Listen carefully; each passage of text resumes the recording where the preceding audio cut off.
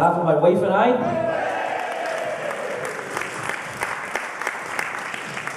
I did accidentally have a stand, so I have to do this with my cards, which I now can't, so this will be interesting. But, I'd like to thank everyone for coming today. I'd also like to thank you for all your generous gifts that we've received. Nicola, Max and I are all so grateful and really appreciate the effort everybody made to come out here. I know we're not all as far flung, we might be quite local, but really appreciate days off work and whatnot and coming and sharing our special day. To quote one of my favourite movies, The Hangover, there's a lot of quotes people are thinking, is he going to say that one? No, I'm not going to say that one. Crystal meth tweakers will not be in my speech. This is effectively my wife and I. I'm going to do that the whole time. This is our wolf pack. Okay, this is all our best people, and it is an honour to have so many close family and friends in the same room celebrating this day with us. There are those that couldn't make it due to a variety of reasons: work, health, geography, weather, etc. And I'd just like to give them just a couple of shout outs. Our furthest invites went as far as Shanghai to Nick Black, because you'll see the video one day. To Gordon McDonald, also known as GMAC, also known as Money, also known as Murray. One of my basketball friends, he's in New York now. We also have Neil, Titch, Harrow out in Spain that couldn't make it. And then closer to home, really good friends, Tony and Claire in Aberdeen. Tony's offshore. Michael Sharkey, who is in the room. Where are you, Michael? His good lady Sharon just had a little baby boy Angus not too long ago. They couldn't make it. A little clap for little Angus. I just did that so I could switch cards. Family-wise, my Aunt Margaret in Stornoway couldn't make it. The weather was too choppy to come over on the ferry, and then as it turned out, the ferry, she would have gone on and turned back, so there's lots of people that couldn't make it. So I'd like to raise a toast, if you don't mind, to absent friends.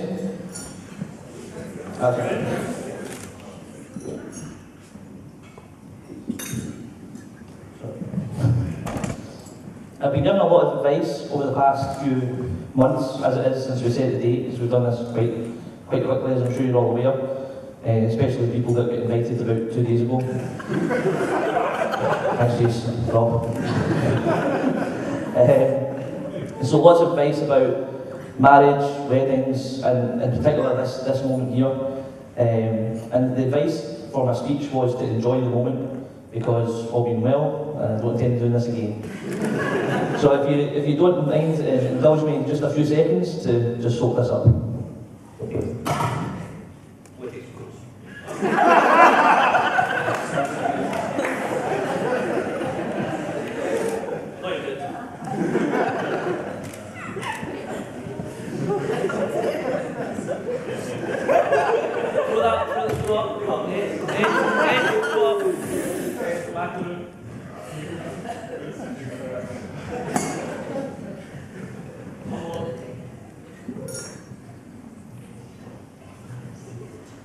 Yes, I'm not good at this game, so.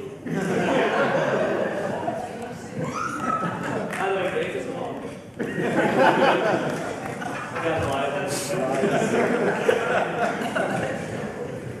Okay, thanks for that. So a lot of the advice revolves around how the wedding isn't really about me. This is my wife's day, so yay! I'm going to keep doing that. So. Thanks a lot for allowing me to steal a little personal moment there. I'm so proud to be standing here as Nicola's husband. It actually says on the card, cool, it works with that word too. It does. I'd like to thank John for the speech, especially the length, as he intimated. I've heard being told, the last one went on a little bit. But thank you very much for the kind words, and I just want you to know that I'll take great care of your daughter for the rest of my life. Thank you. That's got to be awesome. Thanks in fact to John and Margaret for creating and raising Nicola in the last 28 years to the fantastic person that she is today, and the woman that I fell in love with. Going way back to the start, you know, she protests to not like basketball, which is my main thing, in case you didn't know. But seeing as it was actually basketball that, in fact, sort of led me to meet her. But maybe that's why she doesn't like basketball. The pennies just dropped there. We met 7-ish years ago. We don't really have an exact date. We've not really kept dates or records of what we've done in the past. We do know our first date was, thank you, Gregor. Our first date officially, in my mind, was at Lindsay Wilson, now Steele's 21st. And after that, we were together for a couple of years. We did split up for a little while. We don't really know when we split up, and come to think of it, we don't really know when we got back together. But as we got back together, I kind of figured it was meant to be. You know, that was, you know, time apart and heart will fond all that. So we then were out in Tenerife last year. We got engaged on a yellow submarine. I don't think many people who might be married might have their own stories about, you know, where and when you got proposed to. I figured that on a yellow submarine it would pretty much be a one-off. Nobody's going to be able to do that, I hope. And I'm copywriting it for anybody who's going to do it. The first date that we will never ever forget was 9/7/10.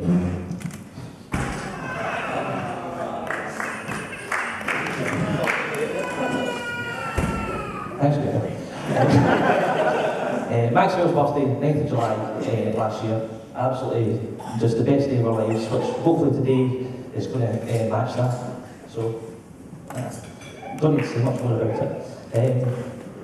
So it's nice to have that first date and the second date. Now today, 11th of March, 2011, 11/3/11. We did actually pick the date because we thought it's probably going to be quite easy to remember. It could have been next Friday. We thought this was a better one. So basically from that, I'm just glad that we now finally have an anniversary that we'll be able to celebrate for the rest of our lives.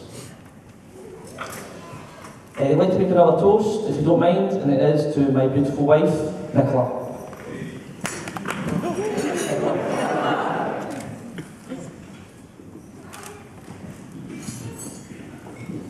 I think actually I'm going to make quite a lot of toasts. It's probably because I like carbs so much. Okay.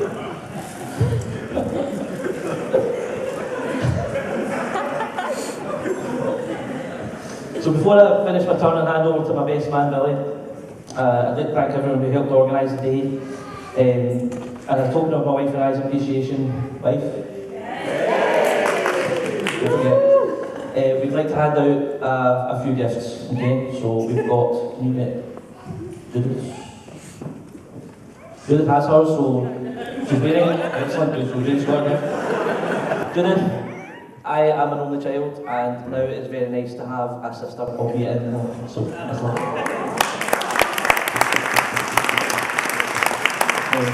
John, this gift is for you. The reason that this single malt whisky is going to taste so good is because it started off in a bourbon cask. I'm sure that over the next few years you'll get me onto single malt and we'll drink as much as you and Stuart do.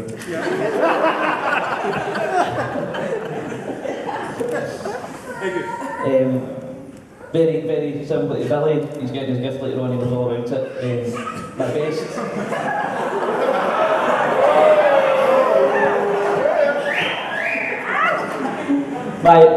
My best atem, that's what I call him. So thank you for all your help today and over the past few years. Please go easy on me later.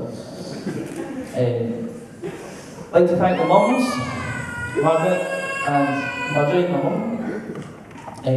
Thank you both for raising us over all the years from day one. The gifts are right behind.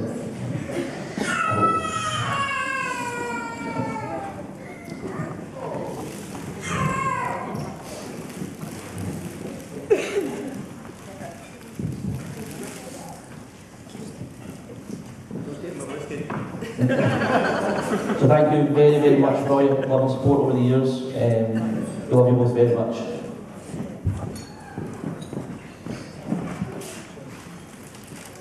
That morning, I'm going to make another toast. Can I make a toast to please the bridesmaid Judith, who's looking absolutely gorgeous today, and the best man to Judith and Billy.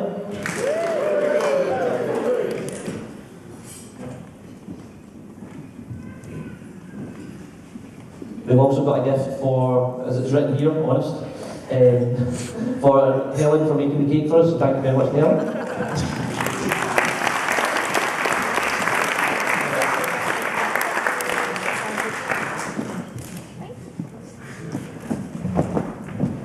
Some of you will know my family tree is maybe the most straightforward or stereotypical, going backwards, but it is, however, part of like who I am and what made me who I am today. So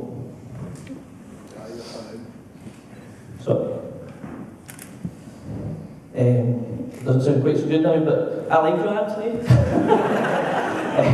So on that basis, everything that has gone before, happened for a reason, and I'm just glad that I found a gorgeous woman who likes me for who I am.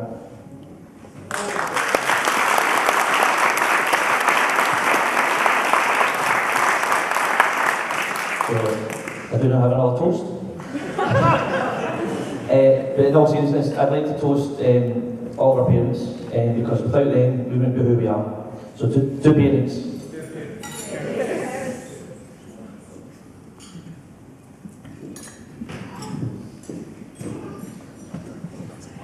Oh, thank God. I'd like to finish up. I'd like to finish up by telling you all my life plan. It sounds like it might take a while. It's actually very, very simple. I came up with it absolutely randomly one day out of the blue in the car with my dad and Nicola. And it's a 4-word plan. It's baby, marry, house, baby.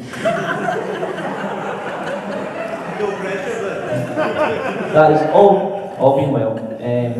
So obviously, having Max on board, it's the best thing. Now, being married today, it's what a buzz. I've had such a good day. So I'm halfway through my life plan. Nicola and I hope to now look at buying a house and then all being well in the future. Extend the family if all's well. So on that vein, I know it's not the most traditional route of doing things, and I was kind of looking through the internet trying to find this, like a saying or a quote or something to kind of finish up on, and I couldn't find anything that really rang true with the way that I've done things. But I was actually, it's really weird, I was speaking to a customer at work on email. She's a lady out, and I'm going to reference her because she said some really nice words that I'm going to quote her.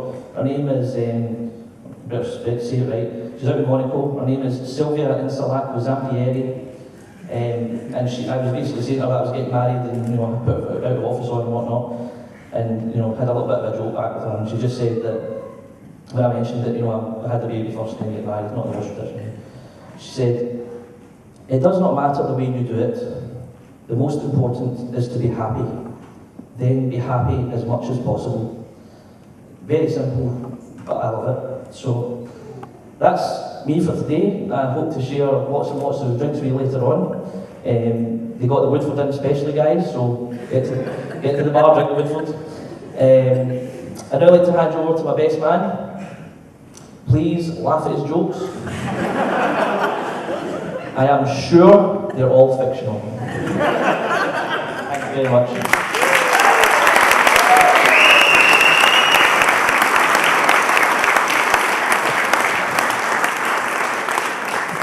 Hello everyone, thank you for being here today. I have prepared two speeches. One to talk about Neil's good points and one to talk about Neil's not so good points. Hopefully, it's not going to take too long. I'm going to start with the good points first, and we'll maybe come back to the rest after, if we're still here. So, I'm not going to organise some of the guys with little cards and memorising things, so forgive me for reading from a bit of paper, and I would put it on the table, but my eyesight's not what it used to be. So I'd like to thank most of the parents and the guests for helping me this a wonderful day, and as Neil says, special thanks to those of you who have travelled far distances to be here. I'm sure you would agree that Nicola looks very beautiful today, as do her bridesmaids. And Neil hasn't scrubbed up too badly either.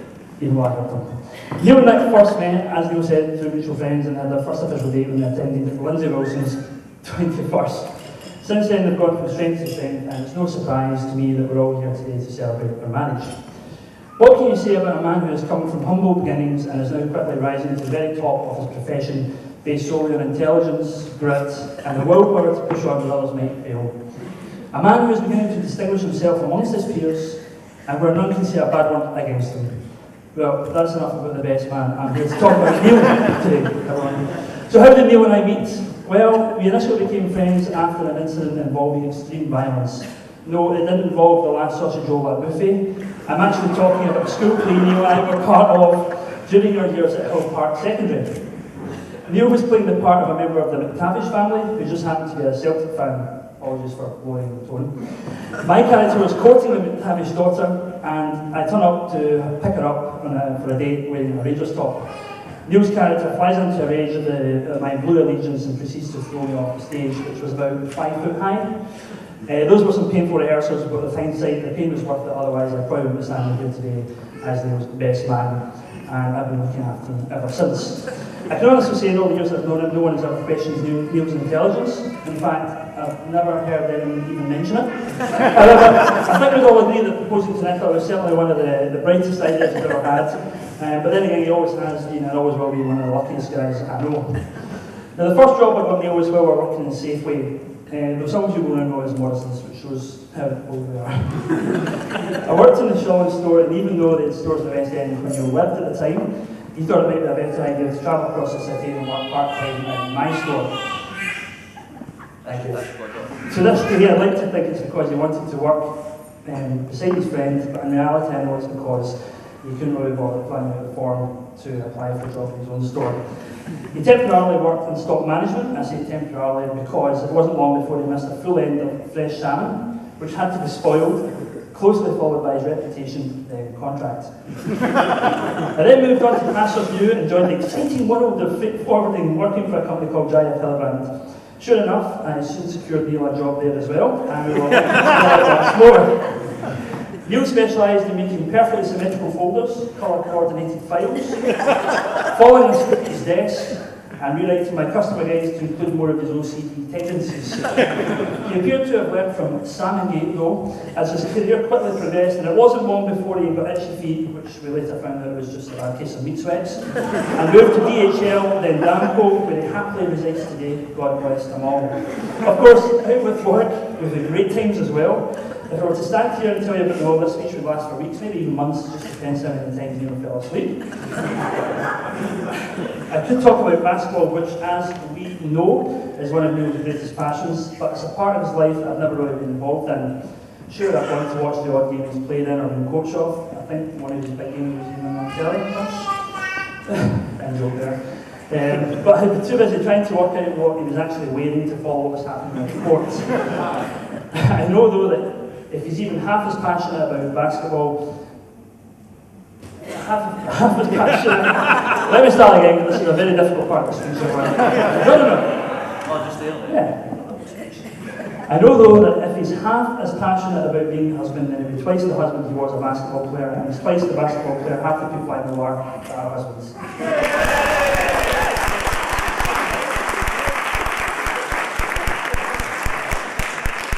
Snooker, on the other hand, has been a massive part of our lives.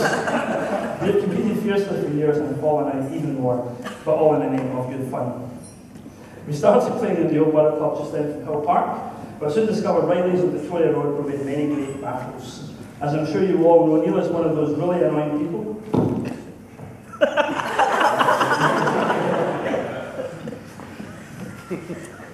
That's generally good at most sports. Snooker is no exception.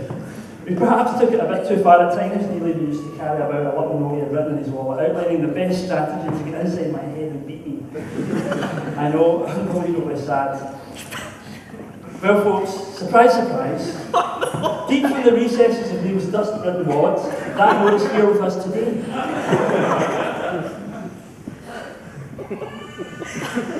This is what I'm about. I was 60. Come on.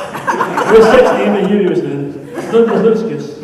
There is some harsh language in this note which I will not repeat, so I will substitute the words of the bedroom. So, this is the saddest part. He's arrested himself. Neil.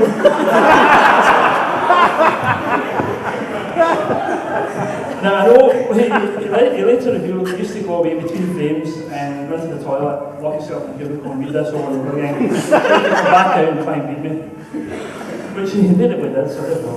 Anyway, he started off with a little acronym, Neil Focus, and underneath Focus he's written a word for each of the letters. Underneath the F he's got feet, underneath the O he's got opportunity, C he's got queuing, U he's got upper arm, and S he's got shoulder, and then after that you will win.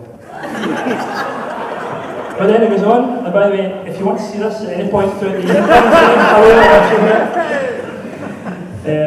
if you can't be bothered, get your flipping act together and start to focus. Concentrate, ignore his flips, capitalise on his mistakes, and fight until you need 3 snookers. Every frame counts, so make sure and win the close frames. Never let up if ahead and fight like a son of a gun if behind. What hurts him most is when he loses any frame, especially involving flips, because you have control over that. Get your mind to think the way it was when you wrote this note. Enjoy your snooker. Feel like you want to play and win. Get your head together and be inspired. Aim for your first break over 20. Written totally, sincerely, truthfully and seriously, Neil, the 13th of May at 3:55 AM.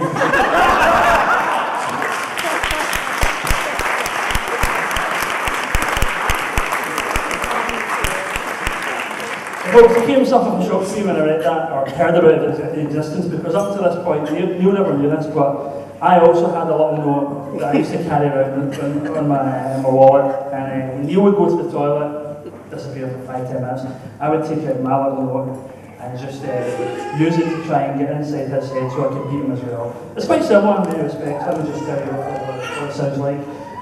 Again, Billy, address it to myself then. I thought of a little acronym as well. It's CHIPS. Under the C I've got concentration, the H I've got hate. Under the I I've got intensity, P, potting, and S, snookers, and you will win. If you can't be bothered, get your act together and think about chips. Fight until you need 4 snookers. What hurts him most is when you don't finish your lunch. Ignore his negative play, and remember how he used to drink pints of tea. Are you really going to let someone like that beat you? Get your mind to think the way it was when you wrote this. Everything he stands for is anti-snooker. Aim for your first break to be over 21. Written totally, sincerely, honestly, unquestionably, completely, overwhelmingly, unwaveringly, seriously, and realistically, by 21st September.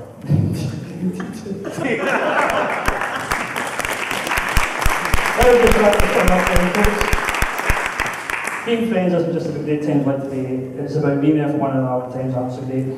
And Neil has certainly always been there for me when I've needed him. I'd like to think I've always been there for him too, and so I didn't even have to think twice about accepting his offer of being best man. It was either 5 or 6 times, I can't really remember me, but I knew that just like on his dinner plate, the stakes were massive. I graciously accepted though, and it's an honour to be standing here today as his best man. I'm proud of Neil for everything he's accomplished, although I probably don't tell him that often enough. And if you have questions, I'll just say I said it into his deaf ear. I know he's going to be a fantastic husband and a wonderful father to an amazing little boy, Max. I'd like to close by proposing a toast, as I'm sure it's not only Neil who's excited about our meal. Please raise your glasses to Neil and Nicola. Thanks for listening to my rubbish. And if you want to hear the bad part, speech later, I'll just want to say. Neil and Nicola.